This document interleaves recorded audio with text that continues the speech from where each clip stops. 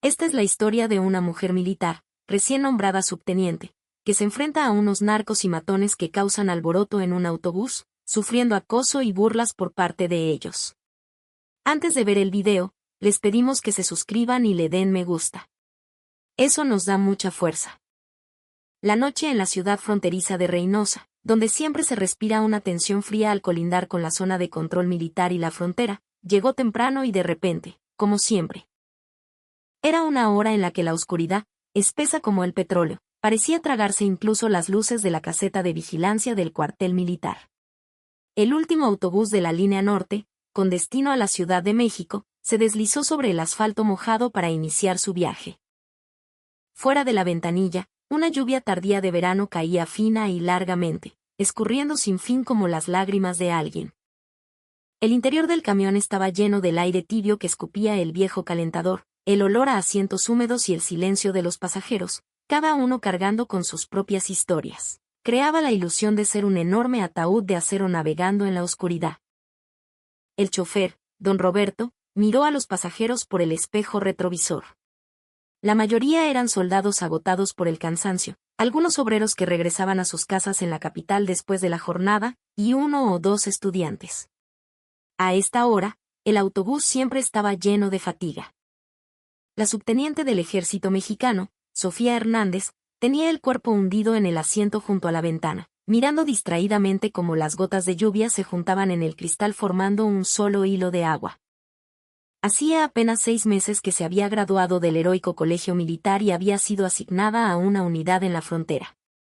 La barra dorada de su rango sobre los hombros aún se sentía más extraña y pesada que el propio peso de su vida. Todo su cuerpo pesaba como plomo debido al entrenamiento táctico de campo que había durado varios días. El tacto suave de la ropa civil, que vestía después de mucho tiempo en lugar del uniforme de campaña impregnado de polvo y olor a pólvora, le resultaba incluso incómodo. Cerró los ojos. ¿Por qué se había hecho soldado?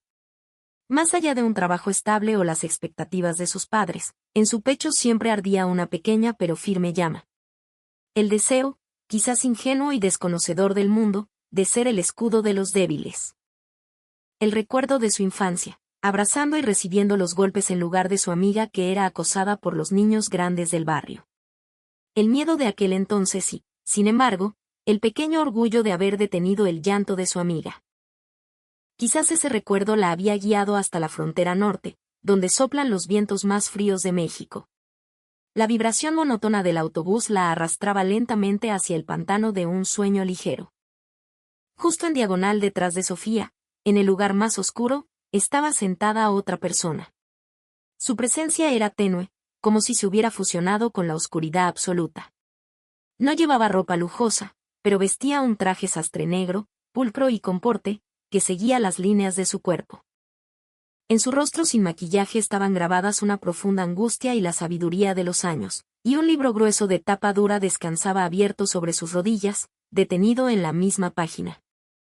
Su mirada no estaba en el libro, sino en algo más allá de la oscuridad fuera de la ventana por donde escurría la lluvia. Era la general de brigada, Elena Mondragón, la primera mujer comandante de campo en la historia de México. Regresaba de una ceremonia luctuosa en honor a un antiguo subordinado que había caído en cumplimiento del deber en un enfrentamiento en la sierra.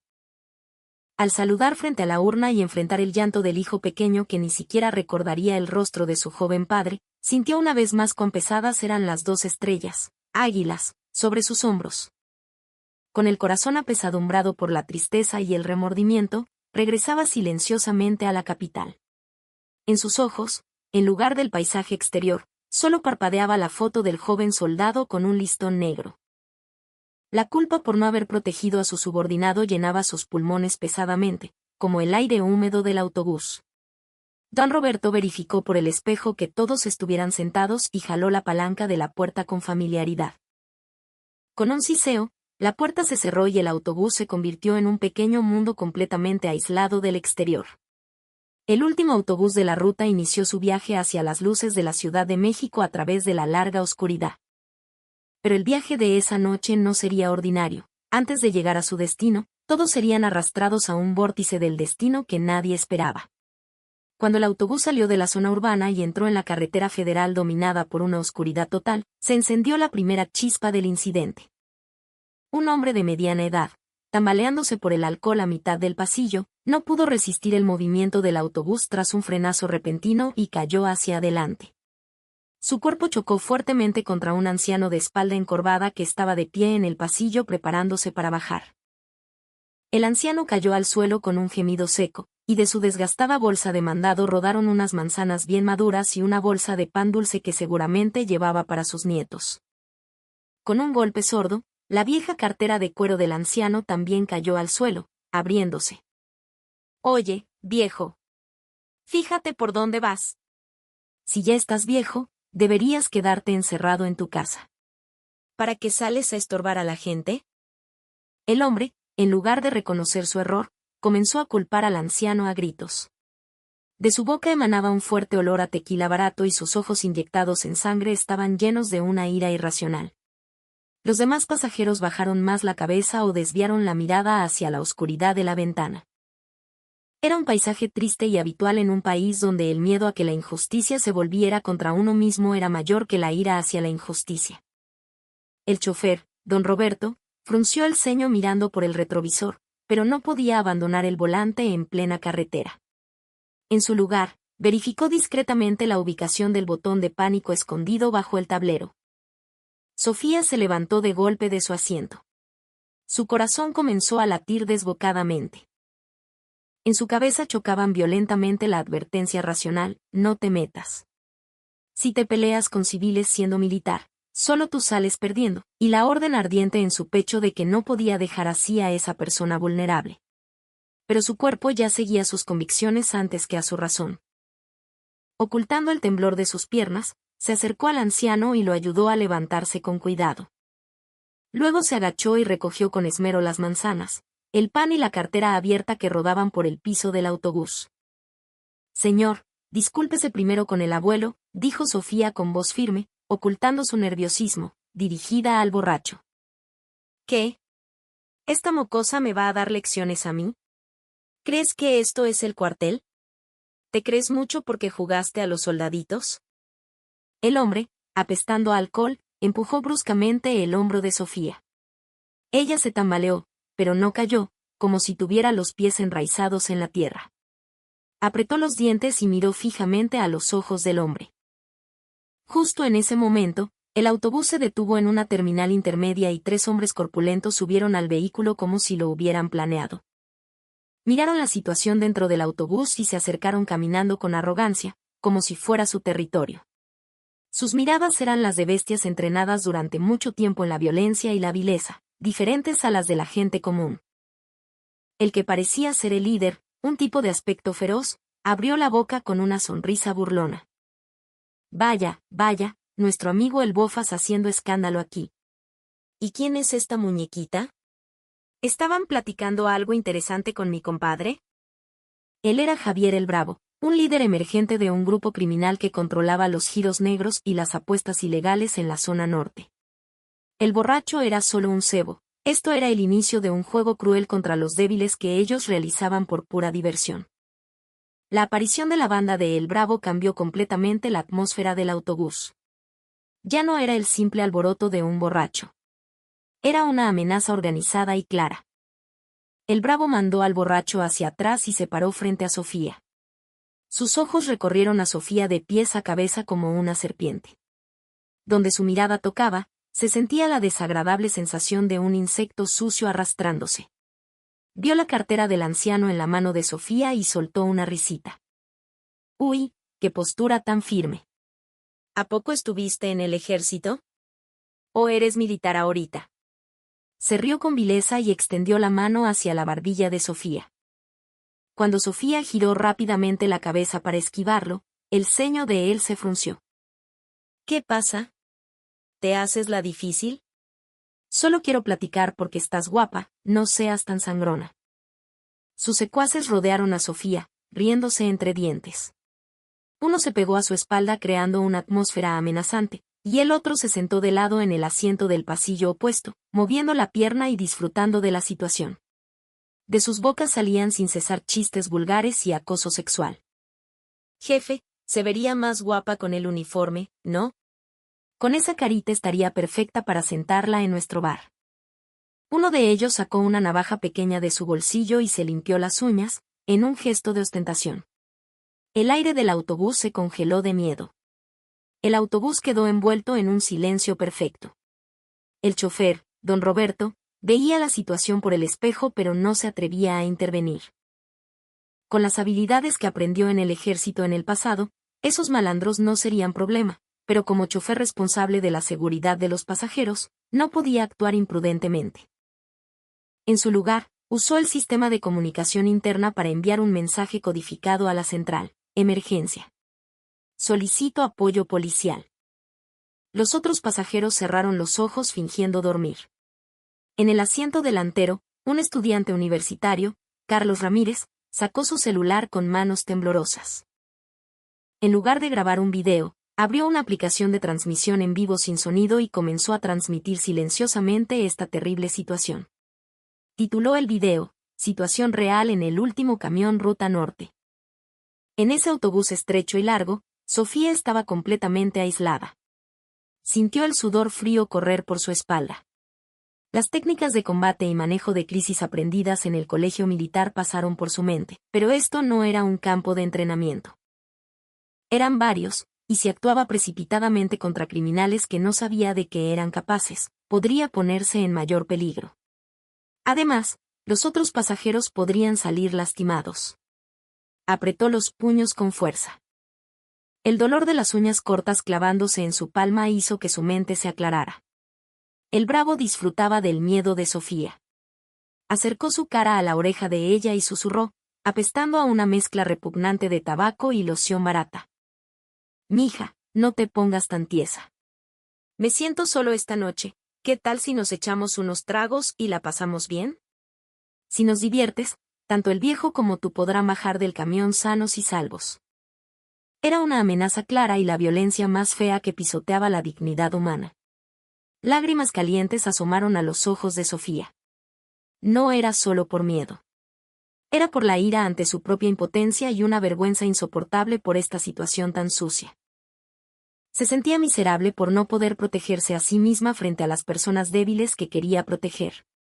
Sus hombros temblaron levemente. ¿Me rindo? ¿Pido perdón y salgo de esto? En el momento en que ese pensamiento débil intentaba colarse en su mente, una escena pasó por su memoria. Las manos arrugadas de su padre poniéndole las insignias de subteniente el día de su graduación y el rostro de su madre con lágrimas en los ojos diciendo: estoy orgullosa de mi hija. Y el himno nacional resonando en la plaza de maniobras, y su propia voz gritando: protesto honrar y defender con lealtad y constancia esta bandera, que simboliza la independencia, el honor, las instituciones y la integridad del territorio nacional. El peso de ese juramento sostuvo firmemente sus hombros temblorosos. Sofía se mordió el labio.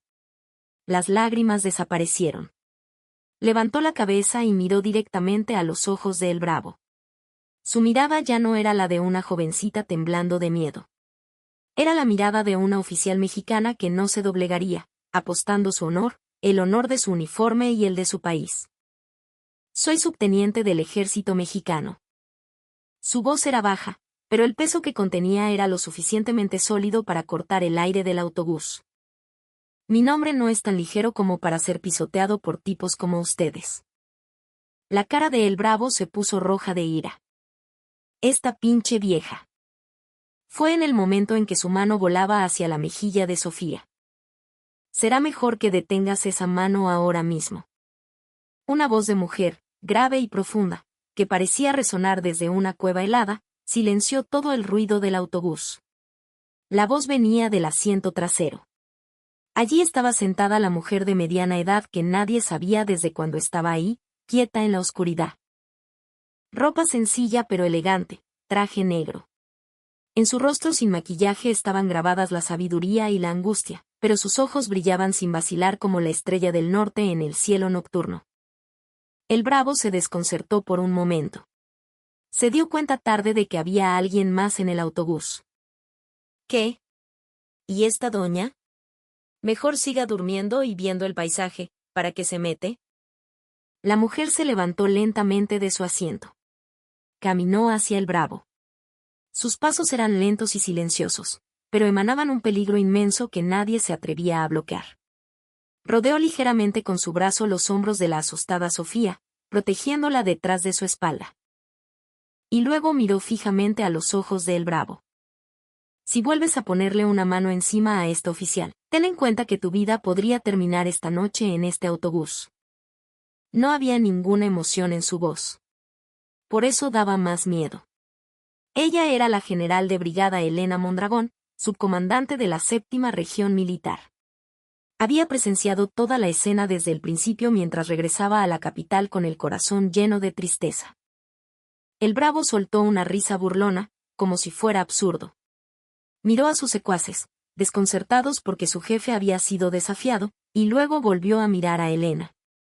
En sus ojos se mezclaban la confusión por esta extraña situación y una terquedad que se negaba a ceder. En sus 20 años de vida callejera, nunca había visto a un humano así. Alguien que lo abrumara no con fuerza ni dinero, sino con una presencia inexplicable. ¿Usted quién se cree que es? Diciéndome qué hacer. El Bravo gruñó con voz reprimida. En lo profundo de su corazón, una emoción olvidada se retorcía. Era miedo. Frente a sus ojos pasó un paisaje de hace mucho tiempo. Un campo de tierra polvoriento, sus días en el equipo de fútbol llanero donde sudaba sangre entrenando. Era un delantero prometedor. Sus tiros eran tan buenos que los visores de equipos profesionales se fijaban en él. Pero la pobreza de su familia lo ató. Antes de un partido decisivo, se extendió una mano negra que le proponía amañar el juego. Él se negó rotundamente, pero lo amenazaron mencionando las deudas de su padre. Al final, protegió a su familia a cambio de renunciar a su sueño. Oh, eso creyó. Pero su vida después de ese día cayó al abismo. Dejó el fútbol y, vagando entre la ira y la frustración, fluyó naturalmente hacia el mundo del crimen. Los golpes eran fáciles y el dinero llegaba rápido. Sin darse cuenta, se había convertido en el monstruo que pisoteaba a los débiles con la fuerza que tanto despreciaba en el pasado. En su corazón se entrelazaban la nostalgia por el joven brillante que fue y el autodesprecio por el ser en el que se había convertido. Fue justo en el momento en que el autobús, pasando por una zona montañosa antes de entrar al Valle de México, entró en un largo y oscuro túnel. Algunas luces fluorescentes del autobús parpadearon y el exterior quedó en perfecta oscuridad.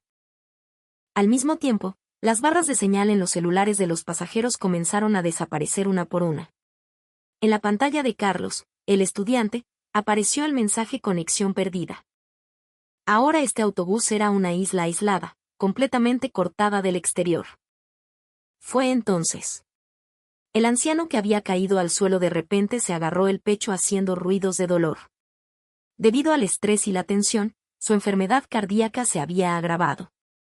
El rostro del anciano se puso azul en un instante. «Abuelo. Resista», gritó Sofía alarmada. Aprovechando la confusión, uno de los secuaces de El Bravo sacó una navaja afilada de su ropa. «Nadie se mueva. Cállense todos». Cuando la punta de la navaja apuntó a los pasajeros, el terror en el autobús llegó al límite. Ahora esto no era un simple alboroto, se había convertido en una situación de toma de rehenes. El Bravo sonrió torcidamente y miró a la general Elena. «¿Y ahora qué va a hacer, doña? Ese viejo se va a morir si seguimos así. A ver, sálvelo con esa fuerza de la que presume». Estaba disfrutando de la situación desesperada. La mirada de Elena no vaciló. Miró secuencialmente al tipo con la navaja, al anciano caído y a El Bravo. Luego habló en voz baja hacia el asiento del conductor. «Chofer, dijo que estuvo en el ejército. Sargento del batallón de fusileros paracaidistas, ¿verdad?» Don Roberto, que veía todo por el espejo, se dio cuenta de que ella había visto su viejo collar con las placas de identidad colgado en el espejo, y entendió de inmediato lo que ella quería decir. En lugar de responder, giró el volante hacia la zona de frenado de emergencia del túnel y pisó el freno a fondo. Con un estruendo, el autobús se sacudió violentamente y el secuaz que sostenía la navaja perdió el equilibrio y se tambaleó. En ese instante de 0.5 segundos, El cuerpo de la general Elena ya se estaba moviendo. Impulsándose en el pasamanos del asiento, voló y golpeó con precisión la muñeca del tipo que sostenía el arma. Con un sonido metálico, la navaja cayó al suelo y Elena golpeó los puntos vitales de los otros secuaces uno tras otro, neutralizándolos en un instante. Todo sucedió en apenas 5 segundos. Sus movimientos no parecían artes marciales, sino los de una máquina de precisión que no permite errores. Volvió a pararse frente a el bravo. En sus ojos ahora ardía una ira fría. Esta es mi respuesta. Yo uso mi fuerza para salvar a la persona que tengo enfrente. No para matar como tú. Una pregunta directa al corazón. El bravo, con el rostro distorsionado por la ira y la humillación, miró a Elena. Cállese. ¿Qué sabe una mujer como usted? ¿Sabe siquiera cómo sobrevivimos los que no tenemos estudios ni nada en este mundo jodido? Al escuchar eso, Elena cerró los ojos por un momento. Una profunda tristeza cruzó su rostro. Cuando volvió a abrir los ojos, estaban húmedos. Lo sé. Yo también tuve un hermano menor como tú. Todos en el autobús contuvieron la respiración. La voz de Elena, a diferencia de su imagen de acero anterior, se había hundido en una profunda tristeza. Yo también nací en una casa terriblemente pobre. Mis padres murieron pronto y mi hermano pequeño y yo nos quedamos solos en el mundo. Dejé la escuela y trabajé en una fábrica para darle de comer. Mi único sueño era que mi hermano fuera a la universidad y se convirtiera en una persona de bien. Su mirada estaba fija en la oscuridad fuera de la ventana. Parecía estar viendo un pasado muy lejano. Pero el mundo fue muy duro con nosotros. Un día mi hermano llegó llorando y me dijo, hermana, yo también quiero ganar dinero. Ya no puedo vivir así. Y unos días después, comenzó a juntarse con pandilleros como ustedes. Al principio parecía traer algo de dinero, pero su mirada fue cambiando. Hasta que un día de invierno, mi hermano murió apuñalado en una calle fría durante una pelea con otro cártel. Mi hermano. Solo tenía 19 años. Una lágrima rodó por la mejilla de la general. Eran las lágrimas de una de las comandantes más fuertes de México. Ese día decidí. No dejaría que jóvenes indefensos e ingenuos como mi hermano cayeran en el camino equivocado y murieran en vano. Por eso me hice soldado. Porque quería ser alguien con la verdadera fuerza para proteger a los indefensos. Volvió a mirar a el bravo. En su mirada ya no había ira. Había una profunda compasión y tristeza. Tú tampoco eras un monstruo desde el principio, ¿verdad? Seguramente tenías un sueño o una familia que querías proteger. ¿Qué crees que diría tu madre si te viera ahora? En ese momento, la mirada feroz de el bravo comenzó a temblar violentamente. Madre. Esa sola palabra rompió el cerrojo oxidado que estaba clavado en lo más profundo de su ser. Frente a sus ojos apareció el rostro arrugado y áspero de su madre, que incluso enferma juntaba cartón y botellas para que su hijo no pasara hambre. Javier, aunque no seamos listos como otros, vive como una persona buena que no daña a los demás. Esa fue la última voluntad de su madre. Los hombros de el bravo comenzaron a sacudirse. Por primera vez en décadas, lágrimas calientes brotaron de sus ojos. No eran lágrimas de humillación. Eran lágrimas de arrepentimiento mezcladas con culpa por su vida arruinada, por el pasado irreversible y por su madre. Comenzó a sollozar como un niño pequeño. Sus secuaces tampoco pudieron levantar la cabeza y la bajaron avergonzados. Mientras tanto, el autobús salió del largo túnel. La transmisión en vivo del estudiante Carlos se reconectó y toda esta escena se transmitía en tiempo real a miles de espectadores. Otros pasajeros corrieron a auxiliar al anciano caído, brindándole primeros auxilios. El autobús, que había sido un espacio de terror, se había convertido en una pequeña comunidad. El camión ya entraba en las luces de la Ciudad de México, dirigiéndose a la Central del Norte. El cielo al este comenzaba a aclararse débilmente. Elena tocó suavemente el hombro de el bravo, quien sollozaba. Puedes empezar tu vida de nuevo. Claro, tendrás que enfrentar la ley y pagar por tus crímenes. Pero ese no es el fin. Después de salir de la cárcel, puedes vivir una nueva vida. Yo hacé tus puños para levantar a los débiles en lugar de pisotearlos. Yo hacé tu fuerza para crear algo en lugar de quitarle a otros. Yo te ayudaré. Si prometía sinceramente convertirse en una nueva persona. Era una promesa sincera ofrecida no como general, sino como un ser humano que había sufrido los dolores de la vida. Al llegar a la terminal, el autobús ya estaba rodeado por patrullas y ambulancias que habían acudido al llamado. Elena entregó personalmente a la banda de El Bravo a la policía. Javier se dejó poner las esposas dócilmente. Justo antes de ser llevado, inclinó profundamente la cabeza hacia la general Elena y la subteniente Sofía. Gracias. Y, perdón. Sofía, al ver esa escena, comprendió con todo su cuerpo que es la verdadera fuerza y que es el verdadero liderazgo. Un año después, el estudiante Carlos se convirtió en un famoso periodista ciudadano gracias al video titulado El milagro de la Ruta Norte. Daba conferencias apasionadas en universidades sobre cómo la participación, y no la indiferencia, cambia el mundo. Al final de sus conferencias, siempre proyectaba la foto de una joven oficial que venció el miedo y una mujer que protegió a todos esa noche. 3 años después, Sofía, ascendida a capitán, fue seleccionada como oficial destacada y cumplía exitosamente su misión como comandante de compañía. Aprovechó el fin de semana para visitar la casa de don Anselmo, el abuelo que conoció en el autobús. El anciano, totalmente recuperado, la recibió como a una nieta, invitándole un atole y tamales hechos por él mismo. Ambos hablaron de aquella noche y de los milagros que crean el valor y la calidez humana. 5 años después, Javier el Bravo salió bajo libertad condicional como recluso modelo. A la puerta del reclusorio, en lugar de sus viejos compinches, lo esperaba un hombre desconocido con un pequeño letrero. El letrero decía, Centro de Educación Técnica Juvenil, General Mondragón. Allí aprendió carpintería y, años más tarde, abrió un pequeño taller de muebles para jóvenes que, como él, habían perdido el camino. Sus manos, antes ásperas, ahora eran manos que creaban cálidos muebles de madera en lugar de lastimar gente. Actualmente, la general Elena, ya retirada, leía una carta enviada por Javier en la pequeña oficina de la fundación que ella estableció. La carta contenía una foto de él sonriendo brillantemente con los chicos y palabras de gratitud escritas con letra torpe pero firme. Por otro lado, Sofía, ascendida a mayor y cursando estudios en la Escuela Superior de Guerra, daba una conferencia sobre liderazgo a los nuevos oficiales. Al final de la charla, contó la historia de esa noche que cambió su vida. El verdadero liderazgo no proviene del rango o del poder.